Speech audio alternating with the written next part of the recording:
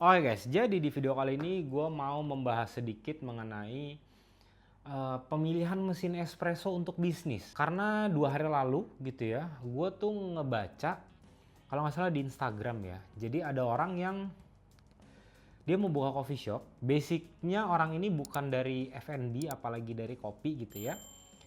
Terus dia ini lagi mau milih mesin. Ya, terus orang ini nih bikin pertanyaan, apa sih sebenarnya yang membedakan mesin itu yang mungkin harganya sekitar di bawah 40 juta ya dengan yang di atas 100 juta? Apakah nanti rasa kopinya akan berbeda atau tidak? Gitu ya. Nah, di video-video sebelumnya gue sudah pernah bahas juga mengenai gimana caranya teman-teman untuk pilih mesin espresso gitu ya. Tapi di sini mungkin gue akan sedikit lebih detail. Oke. Pertama, kalau misalkan rata-rata ya, ini gue bilang rata-rata orang ketika mau buka coffee shop terus mau beli mesin ya, yang paling gue sering dengar itu adalah, ih mesinnya keren ya, itu yang pertama. Yang kedua, saya mau mesin yang murah tetapi performanya bagus. Oke, jadi di sini kita golongkan aja langsung ke dua kategori. Satu yang memang ini cuma ngelihat model atau bisa dikatakan mau lihat style yang mungkin cocok sama coffee shopnya ya, atau mungkin bisa kita sebut lebih ada pride-nya kalau pakai mesin tertentu, brand tertentu, jenis apa gitu ya. Mungkin ada yang juga ya gue mampu, why not? Kenapa gue tidak beli mesin yang let's say harganya mungkin sampai 400 juta, 500 juta, 600 juta ya. Sedangkan satu lagi ini orang-orang yang biasanya belum pernah terjun di dunia F&B, apalagi spesifik kita ngomong di kopi gitu ya. Jadi menurut gue sangat wajar ketika orang-orang ini mereka akan memilih mesin-mesin yang, oh saya mau mesin yang murah. Gue tidak akan bahas untuk orang-orang yang memang sudah paham mesin kopi, industri kopi, apalagi pemain-pemain di F&B khususnya yang punya coffee shop atau yang lainnya ya. Di sini gue mau bahas atau gue mau bantu buat teman-teman yang mungkin kepikiran pengen buka coffee shop ya, tetapi basic dari kopinya ini masih benar-benar belum ada gitu ya. Oke. Yang pertama, kalau ditanya mesin itu menentukan rasa kopi nggak? Iya. Tetapi ya mesinnya ini bukan kategori yang sudah komersil. Yang akan sangat berbeda itu ketika teman-teman mungkin beli mesin kopi rumahan ya yang harganya let's say mungkin di bawah 10 juta gitu ya, dibandingkan dengan naik dikit deh dengan mesin yang harganya mungkin ada di 25 juta. Itu rasanya sudah berbeda jauh. Kenapa berbeda jauh? Karena dalemannya pun beda. Yang paling simpel biasanya yang berbeda itu dari pompanya. Oke? Terus yang kedua dari boilernya, dari pemanasnya. Nah, apa bang bedanya? Nah gini, kalau misalkan mesin-mesin komersil, let's say yang udah harganya kita sepakat dulu ya, mungkin di harga 35 juta.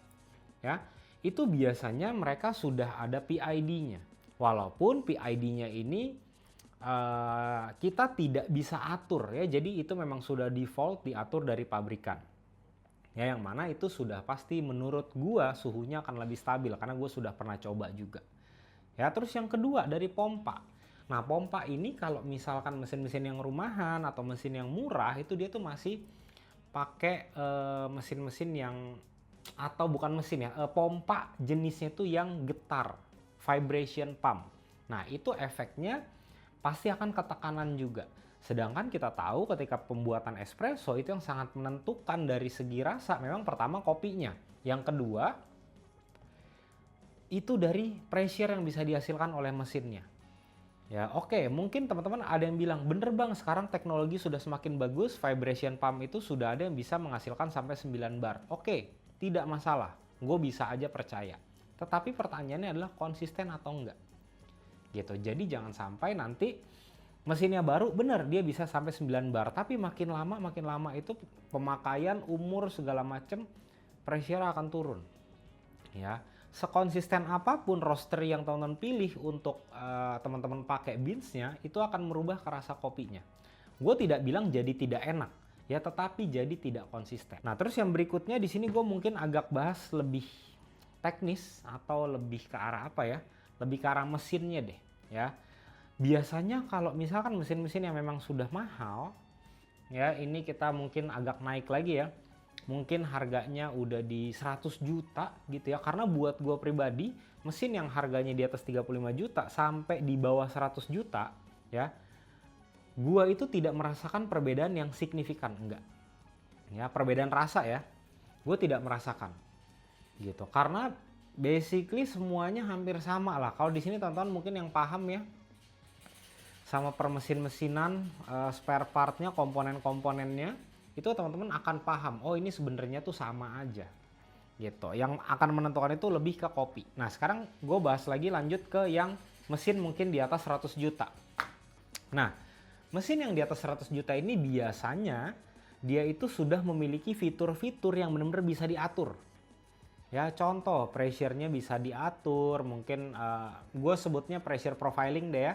Jadi teman-teman bisa ngatur-ngatur, mungkin ngatur pressure dari detik 0 sampai ke 3 berapa bar, habis itu dia naik berapa bar, habis itu dia stabil dulu, habis itu dia turun, itu teman-teman bisa atur. Efeknya kemana? Efeknya ke rasa kopi yang dihasilkan. Ya, walaupun misalkan nih teman-teman, let's say pakai La Marzocco Strada, ya, Strada EP kalau nggak salah ya. Terus coffee shop sebelah teman-teman ini pakai mesin yang brand lain yang itu tidak bisa pressure profiling. Ya, terus teman-teman di sini pakai bins yang sama. Ya, nah ini teman-teman nggak usah khawatir sebenarnya. Kenapa tidak usah khawatir? Karena dengan teman-teman mainin pressure profilingnya aja atau tekanan barnya itu udah pasti rasa kopinya akan beda. Ya, nah itu yang gue bilang kenapa harga mesin-mesin itu bisa sangat mahal. Selain memang di sini gue tidak membicarakan dari segi brandnya seperti apa ya, mungkin masuk tier 1 atau yang udah mewah banget ya. Terus yang berikutnya mungkin dari segi after sales, spare partnya seperti apa, itu teman-teman sudah tahu lah jawaban gue. Ketika teman-teman mau pilih mesin, cari aja brand yang memang sudah jelas after salesnya bagus. Nah ini gue bahas lebih ke arah teknis mesinnya ya. Nah tetapi sayangnya ini kalau gue perhatikan ya, coffee shop yang menggunakan mesin-mesin yang sudah sangat canggih ya, bisa pressure profiling segala macam, fitur itu tidak pernah digunakan. Oke, ini sependek yang gue tahu karena gue itu sudah pernah benar-benar ngulik La Marzocco Strada, itu benar-benar gue ngulik pressure-nya, pressure profiling dari 1 bar, setengah bar, segala macam, sampai 9 bar, sampai 10 bar, itu suara kompaknya kedengeran banget. Oke, yang mana teman-teman tahu di sini La Marzocco itu suara pompanya sangat ciri khas banget. Ya, nah gue sering banget lihat coffee shop pakai mesin tersebut, tetapi fitur pressure profiling tidak dipakai karena gue bisa denger nih dari suaranya. Suaranya pada saat pertama pedalnya digeser, deng, langsung 9 bar. Itu pun ya masih pakai timbangan, terus masih di manual gitu loh. Nah pertanyaannya adalah, buat apa lu beli mesin segitu mahal ya, tetapi fitur-fitur yang sangat canggihnya itu tuh tidak dipakai gitu. Oh mungkin di sini barista ada yang bilang, oh bang biar lebih konsisten. Enggak, lu yang nggak bisa settingnya gitu. Gue sudah pernah setting La Marzocco Strada, ini yang satu grup ya, itu konsisten ketika lu memang semua variabelnya lu bisa lock, lu nggak ubah-ubah macem-macem gitu. Nah jadi pertanyaannya adalah, buat apa nih kok pakai mesin segitu mahal gitu. Nah di sini gue akan jelaskan POV gue ya. Let's say spesifik deh, gue mau sebut La Marzocco Strada karena menurut gue ini banyak banget orang-orang kopi ya yang ketika mau rekomendasi ke orang yang mau buka coffee shop selalu bilang La Marzocco Strada aja ya, La Marzocco aja, La Marzocco aja. Memang La Marzocco itu, apalagi La Marzocco PB gitu, itu kita udah tahu deh itu badak banget ya. Ibaratnya teman-teman invest 1 kali, mungkin teman-teman bisa pakai sampai 5 tahun, bahkan mungkin sampai 10 tahun selama perawatannya bagus. Itu mesin badak banget ya. Itu kita harus setuju dulu lah ya. Tapi di sini yang gue mau bilang adalah, kenapa gitu selain badaknya itu, terus kenapa harus spending duit segitu banyak gitu loh ya. Karena buat gue pribadi La Marzocco Strada itu sangat cocok buat teman-teman yang memang punya roastery. Oke, ini pendapat pribadi gue Oke, karena gue sudah ngulik-ngulik pressure profilingnya segala macem ya. Gue sangat tergila-gila sama fitur pressure profiling yang dimiliki sama Lamar Soko Strada. Baik lagi, kenapa gue bilang mesin tersebut cocok buat roastery gitu ya. Karena ketika teman-teman punya mesin tersebut, ya ibaratnya teman-teman tuh bisa apa ya? Bisa jualannya tuh lebih gampang. Ya karena mesin itu tuh benar-benar bisa ngeluarin karakter rasa kopi yang benar-benar the best banget. Oh tapi disclaimer dulu, ini gue tidak dibayar sama distributor Lamar Soko atau penjual Lamar Soko atau sama Lamar Soko, tidak sama sekali gitu ya. Karena ini gue mau sharing aja, kayaknya ini masih banyak teman-teman yang salah persepsi mengenai harga mesin espresso dan mesin apa yang harus dibeli gitu ya. Nah kita balik, karena ketika lu punya Lamar Soko Strada terus lu punya roastery gitu ya, lu tuh bisa coba pressure profiling yang gue bilang tadi sampai benar-benar dapat oke, rasa kopi yang maksimal dari kopi yang lu jual ini seperti apa. Seperti apa. Ya, terus yang berikutnya lagi, karena ini bisa pressure profiling, bisa diubah-ubah pressure-nya ya. Lu ketika dapat klien, ya mungkin klien ini mesinnya let's say bisa cuma sampai 8,5 bar, mungkin 8 bar. Ya atau ada yang pakai mesin lever gitu ya, yang pressure-nya makin lama makin turun ya. Itu lu bisa profiling, ya masukin profilnya ke mesin lu, ya terus lu ajak klien lu datang untuk lu cicipin kopinya, biar dia tahu nih, oh ternyata kopi ini ketika nanti gua bikin pakai mesin gua rasanya kan seperti ini.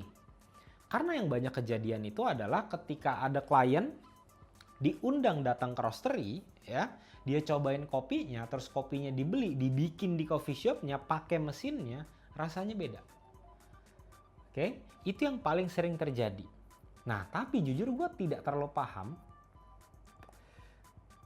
kenapa sampai banyak orang kayak tuh bener-bener mendewa-dewakan mesin ini. Tapi kalau memang dari fitur, gue seperti yang gue bilang tadi lah, ya gue sangat mencintai, menyukai, ya favorit banget lah itu Lamar Soko Strada. Itu bener-bener menurut gue oke banget.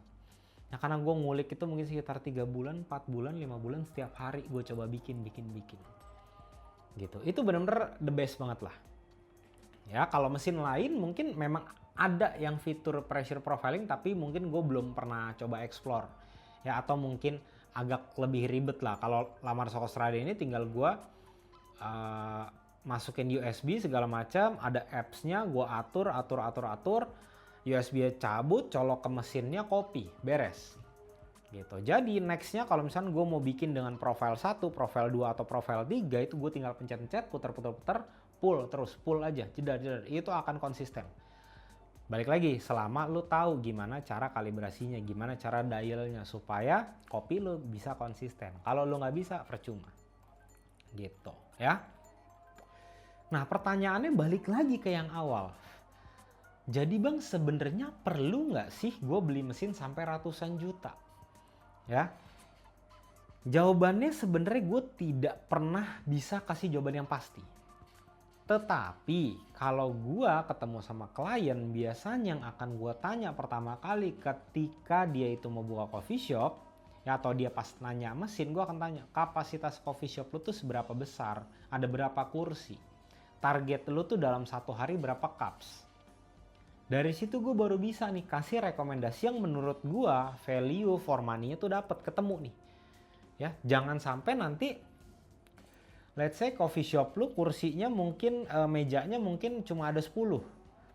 Ya, terus satu meja itu isinya cuma 2 orang, artinya cuma 20, tapi lu pengen beli mesin yang Lamar Soko Strada 3 grup. Untuk apa? Tapi balik lagi, kalau duitnya ada silahkan. Ya tapi buat gue pribadi adalah nggak perlu sampai segitunya. Pakailah atau belilah yang memang sudah sesuai nih. Lu butuhnya seperti apa ya lu beli. Gitu. Supaya balik lagi, semakin gede mesin itu udah pasti nih listriknya akan semakin besar. Ketika listriknya semakin besar itu masuk ke beban pengeluaran lu nih setiap hari. Ya setiap hari operasional segala macam. Gitu. Ya. Terus yang berikutnya lagi adalah yang biasanya akan gue tanyakan, ya. Itu udah pasti budgetnya. Oke, budget lu buat beli mesin berapa? Gitu. Rata-rata ya, orang yang gua ketemu memang ada beberapa yang bilang, ya kalau budget mah ngikut aja. Ngikut aja gitu ya. Mungkin gua mau kasih rekomendasi 200 juta ya, mesin yang 200 juta atau 150 juta itu pun ada. Gitu. Ya, terus yang berikutnya lagi yang biasa gua ngomong adalah, ingat, nyawa ketika lu mau bikin espresso di coffee shop itu bukan dari si mesinnya, tetapi grindernya. Nah, grinder ini selalu sering dilupain nih. Ya, jadi kayak anak tiri. Padahal buat gue pribadi, daripada lu beli mesin yang mungkin harganya 100 juta lebih, tetapi lu hanya pakai modenya manual terus, ya, mendingan lu beli mesin yang mungkin harganya cuma 50 jutaan, ya, tapi lo beli grinder, let's say yang harganya mungkin bisa mencapai 30 juta, 40 juta. Ya, karena menurut gue grinder itu akan sangat mempermudah lo, pertama. Yang kedua, waste yang terbuang itu akan sangat sedikit. Gitu, percayalah. Gitu. Tapi balik lagi, kalau yang budgetnya mentok, ya silahkan cari di range budget tersebut, tapi yang spek yang paling tinggi atau yang paling bagus atau yang value for money ini seimbang. Atau bahkan value-nya lebih tinggi dibandingkan dengan uang yang lu bayarkan gitu. Biar lu nggak perlu nanti aduh gue mesti upgrade grinder lagi nih karena nggak bisa ngegiling sesuai dengan keinginan mesinnya, mesin espressonya. Itu sering banget kejadian gitu. Nah, itu jangan sampai terjadi di teman-teman karena nanti buang-buang duit lagi gitu ya. Menurut gua dari yang gue jelaskan ini teman-teman harusnya sudah bisa dapat jawabannya. Kira-kira perlu nggak teman-teman beli mesin yang segitu mahal? Ya, karena baik lagi kalau teman-teman mungkin mau majuin gengsi ya monggo silahkan.